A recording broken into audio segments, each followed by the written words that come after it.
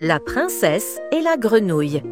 Il était une fois, dans un royaume lointain, une princesse à la beauté rayonnante, qui vivait dans un somptueux palais, entouré de jardins merveilleux, de fontaines chantantes et de rosiers enchantés. Chaque matin, elle se promenait pieds nus dans l'herbe fraîche, une boule d'or à la main, qu'elle lançait en l'air pour la rattraper, comme si ce simple jeu suffisait à remplir son cœur. Mais cette princesse, malgré ses robes d'étoffe brillantes et ses bijoux éclatants, portait en elle une profonde solitude que rien ne semblait combler. Un jour d'été, alors que le soleil illuminait les feuillages d'une lumière dorée, elle s'aventura plus loin que d'habitude, jusqu'à un vieux puits caché au cœur de la forêt, un endroit oublié du monde. Assise sur le rebord, elle jouait avec sa précieuse boule d'or, la lançant plus haut, toujours plus haut, jusqu'à ce qu'elle lui échappe des mains et tombe dans le puits profond. « Oh non, ma boule, ma belle boule d'or !» s'écria-t-elle, les larmes aux yeux, incapable de voir le fond obscur du puits. C'est alors qu'un bruit étrange résonna, un ploc, puis un coassement grave, et une petite voix se fit entendre. « Pourquoi pleures-tu, belle princesse ?»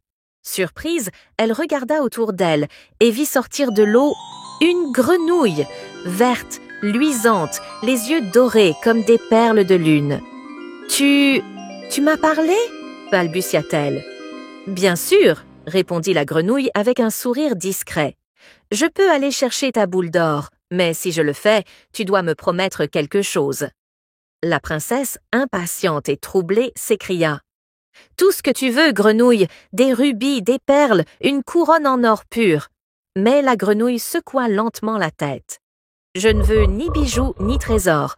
Je veux que tu me laisses être ton ami, que je mange dans ton assiette, que je boive dans ta coupe, et que je dorme sur ton oreiller, près de toi. » La princesse frissonna.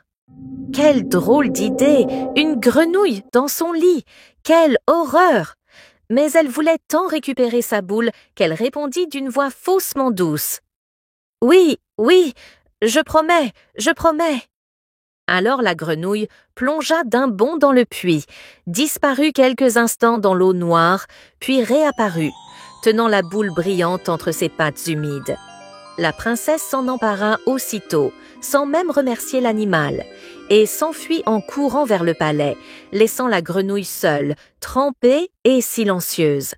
Le soir même, alors que le vent faisait danser les rideaux de la grande salle du banquet, un toc-toc-toc se fit entendre à la porte dorée.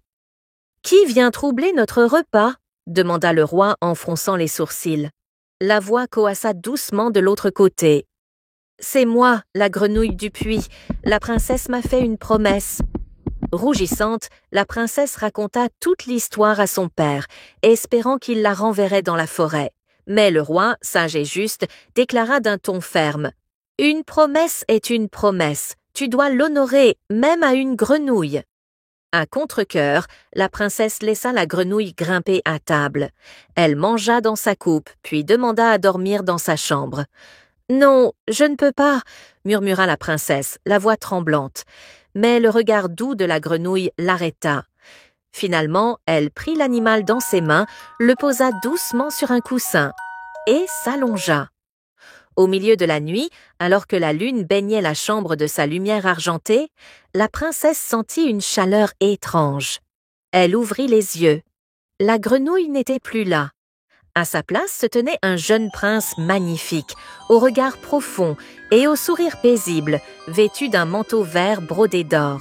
« Merci, princesse, » dit-il avec émotion. « Ton geste m'a délivré d'un terrible sort. Une sorcière m'avait transformée, seul un acte de bonté sincère pouvait rompre le charme. » La princesse, émue, ne trouva pas ses mots.